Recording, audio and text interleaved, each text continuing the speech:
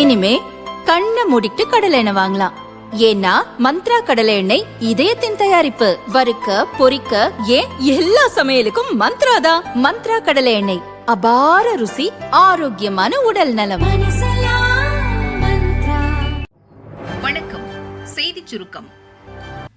தொகுதி மறுவரையறை திட்ட நகலை கொளுத்திய ஸ்டாலின், கருப்பு கொடியுடன் ஆவேசம்.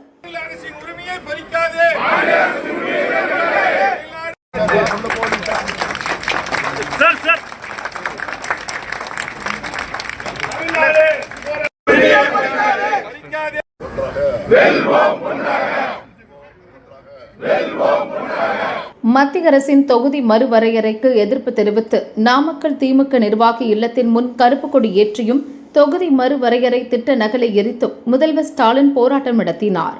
இதுகுறித்து முதல்வர் ஸ்டாலின் வெளியிட்டுள்ள அறிக்கையில் கூறியிருப்பதாவது: தொகுதி மறுவரையறைக்கு தமிழகமெங்கும் எதிர்ப்பு தீ பரவட்டும், பாஜவின் ஆணவம் விழட்டும்.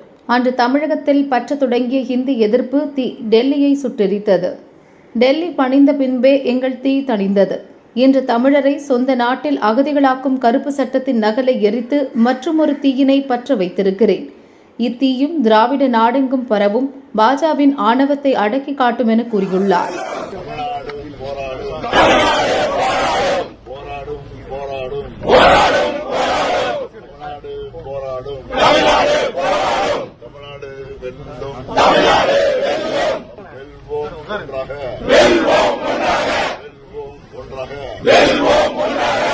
இதேபோல சென்னை மதிமுக அலுவலகம், அண்ணா அறிவாலயம், முதல்வர் இல்லம் உள்ளிட்ட இடங்களில் கருப்பு கொடி ஏற்றப்பட்டுள்ளது.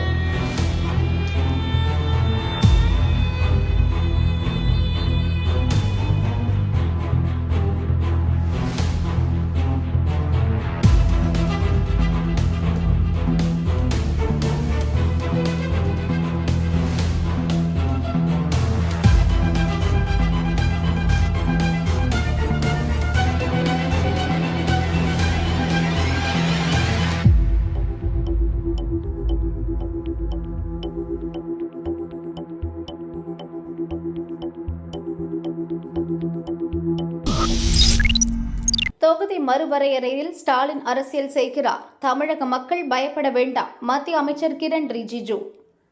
பார்லிமெண்ட் சிறப்பு கூட்டத்தொடர் இன்று காலை தொடங்கியது. லோக்சபா மற்றும் மாநில சட்டசபைகளில் மகளிருக்கு 33% இடஒதுக்கீடு அளிக்கும் மசோதா அறிமுகம் செய்யப்பட உள்ளது.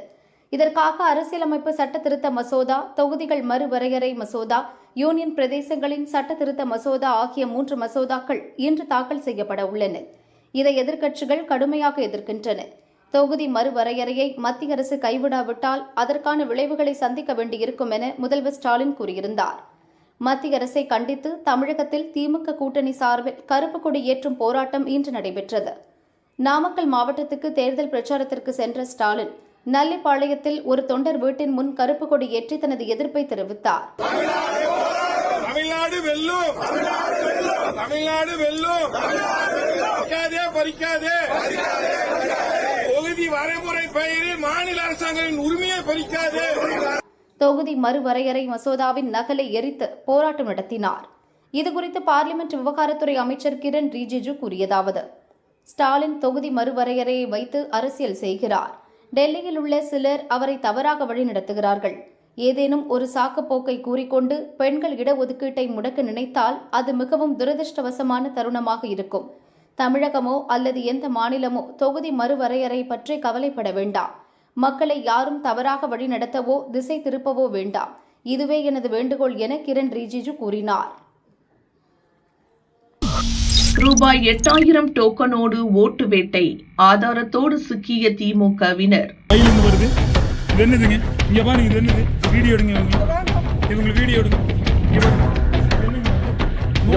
நோட்ல யார் கொடுத்துருக்கிறேன் பண்ணிக்கிறேன்னு இந்த கூப்பனை பிரிண்ட் அவுட் எடுத்துட்டு வந்துட்டு தமிழக சட்டசபை தேர்தலுக்கு இன்னும் சில நாட்களே உள்ளன. தேர்தல் விதிமுறைகளை மீறி திமுகவினர் வாக்காளர்களுக்கு டோக்கன் வழங்கி வருவதாக புகார் எழுந்துள்ளது. திமுக தேர்தல் வாக்குறுதியில் சொன்ன இல்லத்தரசி கூப்பன் போலவே போலியாக அச்சிட்டு விநியோகம் செய்து வருகின்றனர். கோவை தொண்டாமுத்தூர் தொகுதிக்குட்பட்ட தென்னமநல்லூர் பகுதியில் வாக்காளர்களுக்கு டோக்கன்கள் விநியோகிப்பதாக எதிர்க்கட்சியினருக்கு தகவல் கிடைத்தது. அதிமுக பாஜவை சேர்ந்த நிர்வாகிகள் அங்கு சென்றனர். அப்போது டோக்கன்கள் விநியோகித்த திமுக பொறுப்பாளர் பூவாத்தாள் என்பவரை கையும் களவுமாக பிடித்து தேர்தல் பறக்கும் படைக்கு தகவல் கொடுத்தனர். அங்கு வந்த அதிகாரிகள் பூவாத்தாளிடமிருந்த டோக்கன்கள் வாக்காளர்கள் பட்டியலை பறிமுதல் செய்தனர். இதேபோல கோவை கவுண்டம்பாளையம் தொகுதி துடியலூர் பகுதியிலும் திமுகவினர் டோக்கன் கொடுப்பதாக தகவல் கிடைத்தது.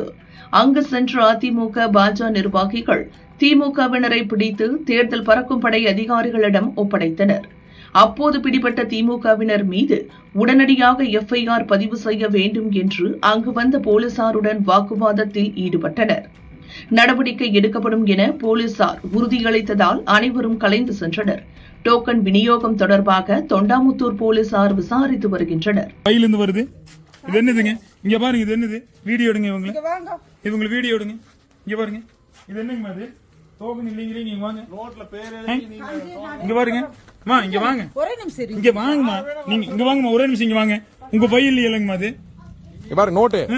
இங்க பாருங்க நோட். இங்க பாருங்க நோட்ல யார் கொடுத்துக்கிறேன் பண்ணிக்கிறேன்னு இந்த கூப்பன் பிரிண்ட் அவுட் எடுத்துட்டு வந்துட்டு ஏங்கம்மா போட்டோ எடுத்துட்டீங்களா? இல்ல எடுத்தாச்சு. இல்ல காமிங்க, டோக்கன் காமிங்க. இங்க வாங்க. எப்படி கொடுக்க கூடாதுன்னு சட்டம் சொல்லுங்க. எப்படி ஒரு டோக்கன் மட்டும் சிக்கிடுச்சா? இங்க வாங்க, உங்களுக்கு இங்க வாங்க, இங்க வாங்க. டோக்கன் எது கொடுக்குறீங்கன்னு தேர்தல் பரப்புரையில் திமுக 8000 ரூபாய் கூப்பன் மாதிரியை பொதுமக்களிடம் கொடுத்து வாக்கு சேகரிக்க வீடியோ வெளியானது. சிலிண்டர் தட்டுப்பாடு நீங்க ஆண்டு கணக்கில் ஆகுமா? அதிகாரிகள் அதிர்ச்சி தகவல். ஈரான் அமெரிக்கா போர் காரணமாக மத்திய கிழக்கு நாடுகளில் பதட்டமான சூழல் நிலவியது. ஈரான் கட்டுப்பாட்டில் உள்ள ஹார்முஸ் ஜலசந்தியை அந்நாட்டு அரசு மூடியது. அந்த வழியாக சரக்கு கப்பல்கள் கடக்க சிக்கல் ஏற்பட்டது. இதனால் இந்தியா உட்பட பல்வேறு நாடுகளுக்கான கச்சா எண்ணெய், கேஸ் சப்ளை பாதிக்கப்பட்டுள்ளது. இதற்கிடையே ஈரானுடன் மத்திய அரசு பேச்சு நடத்தி நமக்கான எரிபொருள் சப்ளை பாதிக்கப்படாமல் நடவடிக்கை எடுத்தது.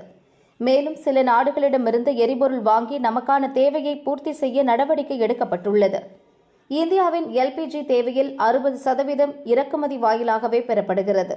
மேற்காசிய போருக்கு முன் எல்பிஜி இறக்குமதியில் 90% ஹார்முஸ் ஜலசந்தி வழியாகவே பெறப்பட்டது. தற்பொழுது கப்பல்களுக்கு தடை மற்றும் வேறு இடங்களில் கொள்முதலால் இது 55% குறைந்துள்ளது. இந்நிலையில் சமையல் கேஸ் சிலிண்டர் விநியோக தொடர் சீராக 3 முதல் 4 ஆண்டுகள் ஆகலாம் என்கின்றனர் மூத்த அரசு அதிகாரிகள். மேற்காசிய போர் சூழலால் நாட்டின் எல்பிஜி விநியோக தொடரில் தாக்கம் ஏற்பட்டுள்ளது. இதில் பாதிக்கப்பட்டுள்ள எல்பிஜி விநியோகஸ்தர்களிடம் பேசியபோது விநியோக தொடர் அமைப்பு சரியாக குறைந்தது 3 அல்லது 4 ஆண்டுகள் ஆகலாம் என்று தெரிவித்துள்ளனர். உற்பத்தி பாதிப்பு தற்காலிகமானதா அல்லது நிரந்தரமானதா என்பது தெளிவாக தெரியவில்லை. இதன் விளைவாக இந்தியாவின் சமையல் எரிவாயு இறக்குமதி மற்றும் விலை மீதான அழுத்தம் அதிகரித்து வருகிறது. வீடுகளுக்கான எரிவாயு விநியோகத்துக்கு மத்திய அரசு முக்கியத்துவம் அளித்து வருவதுடன் பற்றாக்குறையை சமாளிக்க மாற்று வழிகளையும் ஆராய்ந்து வருகிறது. எரிவாயு விநியோக தடைகளை சமாளிக்க கொரோனா காலகட்ட மாற்று ஏற்பாடுகள் தற்பொழுது கை கொடுக்கும். இறக்குமதி செய்ய குறிப்பிட்ட நாட்டுக்கு பதிலாக பல்வேறு நாடுகளை சார்ந்திருப்பது, மாற்று கடல் வழித்தடங்களை பயன்படுத்துவது, உள்நாட்டு உற்பத்தியை அதிகரிப்பது மாற்று வழிகள் என அவர்கள் தெரிவித்தனர். தமிழக நகரங்கள் தரம் உயரும், முதல்வர் ஸ்டாலின் உறுதி. சென்னை மெட்ரோ ரயிலில் மாற்றுத்திறனாளி ஒருவர் எளிதான முறையில் வீல் சேருடன் பயணம் செய்தது தொடர்பான வீடியோவை சமூக வலைதளத்தில் முதல்வர் ஸ்டாலின் பகிர்ந்தார். அந்த வீடியோவுடன் ஸ்டாலின் வெளியிட்ட பதிவில் கூறியிருப்பதாவது: இது தொடக்கம்தான். 2030க்குள் சென்னையின் அனைத்து பகுதிகளிலும் மட்டுமல்ல, தமிழகத்தின் அனைத்து முக்கிய நகரங்களிலும் நடைபாதை, மரங்கள் கொண்ட நவீன சாலைகள் உருவாக்கப்படும் என்பதை எனது 14 அம்ச தொலைநோக்கு திட்டத்தில் அறிவித்திருக்கிறேன். திராவிட மாடல் 2.0 ஆட்சியில் உட்கட்டமைப்பில் உலகளவில் நம் நகரங்கள் உயரும் என ஸ்டாலின் கூறியுள்ளார். 10 வருஷமா நீங்க தானே எம்எல்ஏ, அப்போ உங்ககிட்ட தான் கேட்போம். தமிழகத்தில் ஏப்ரல் 23ஆம் தேதி சட்டசபை தேர்தல் நடக்கிறது. திண்டுக்கல் தொகுதியில் அதிமுக வேட்பாளராக முன்னாள் அமைச்சர் திண்டுக்கல் சீனிவாசன் போட்டியிடுகிறார். நந்தனார்புரம், காந்திநகர் காலனி, செட்டிநாயக்கன்பட்டி ஆகிய பகுதிகளில் தீவிர வாக்கு சேகரிப்பில் ஈடுபட்டார்.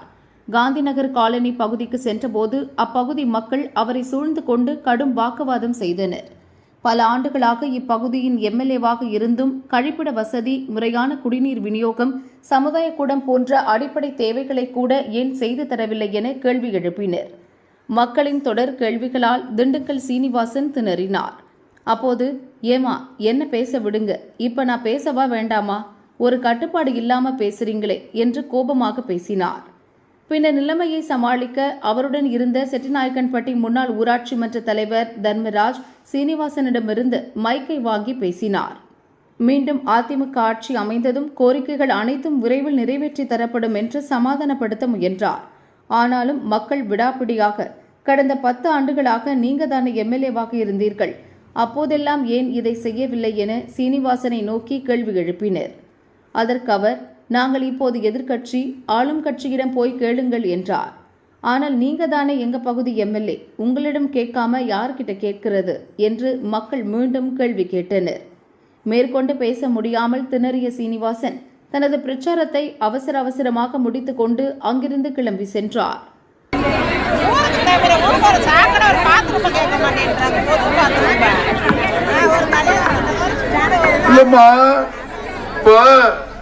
நான் பேசணுமா, நீங்க பேசிருக்கிறத கேட்கணுமா சொல்லுங்க.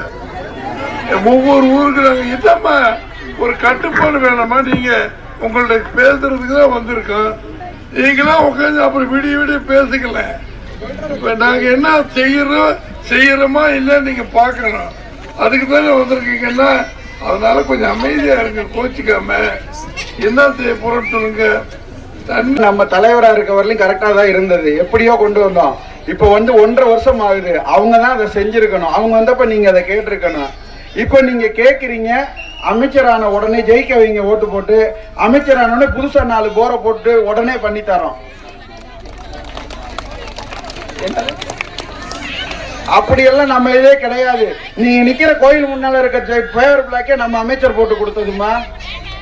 கண்டிப்பா சொன்னா செய்வோம், எங்களால மட்டும்தான் அது முடியும், சொல்றதை செய்ய வேற யாருனாலே முடியாது. எதிர்கட்சியில எம்எல்ஏ, அதனால இந்த வரவங்களை நீங்க ஏற்கனவே கேட்டிருப்பீங்க.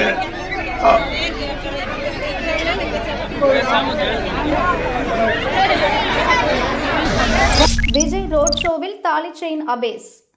சென்னை தீநகர் பகுதியில் தாவிக தலைவர் விஜய் நேற்று ரோட் ஷோ நடத்தி வாக்கு சேகரித்தார். அப்போது கோடம்பாக்கத்தைச் சேர்ந்த திவ்யா என்ற பெண் விஜயை பார்க்க வந்தார். கூட்ட நெரிசலை பயன்படுத்தி அவரது 6 பவுன் வைர தாலியுடன் கூடிய தங்க செயினை மர்ம நபர்கள் அறுத்து சென்று விட்டனர். செயினை இழந்த திவ்யா பரிதாபத்துடன் நடுரோட்டில் கதறி அழுதார். பிறகு போலீஸ் நிலையத்தில் புகார் அளித்தார். ஒரு சவரன் தங்கம் விலை 3 நாளில் ரூபாய் 2400 உயர்வு. மேற்காசிய போர் உள்ளிட்ட சர்வதேச காரணங்களால் இந்தியாவில் தங்கம் விலை ஏற்ற இறக்கத்துடன் காணப்படுகிறது. தமிழகத்தில் நேற்று முன்தினம் தங்கம் விலை சவரனுக்கு 1280 ரூபாய் அதிகரித்து 1,13,760 ரூபாய்க்கு விற்கப்பட்டது. நேற்று 22 கேரட் ஆபரண தங்கத்தின் விலை சவரனுக்கு 200 ரூபாய் அதிகரித்து 1,14,560 ரூபாய்க்கு விற்பனை செய்யப்பட்டது. இன்று 22 கேரட் ஆபரண தங்கத்தின் விலை சவரனுக்கு 320 ரூபாய் உயர்ந்து 1,14,880 ரூபாய்க்கும், கிராமுக்கு 40 ரூபாய் உயர்ந்து 14,360 ரூபாய்க்கும் விற்பனை செய்யப்படுகிறது. கடந்த 3 நாட்களில் மட்டும் தங்கம் விலை சவரனுக்கு 2,400 ரூபாய் அதிகரித்துள்ளது. வெள்ளி விலை மாற்றம் இன்றி 1 கிராம் 275 ரூபாய்க்கும், 1 கிலோ 2,75,000 ரூபாய்க்கும் விற்பனை செய்யப்படுகிறது.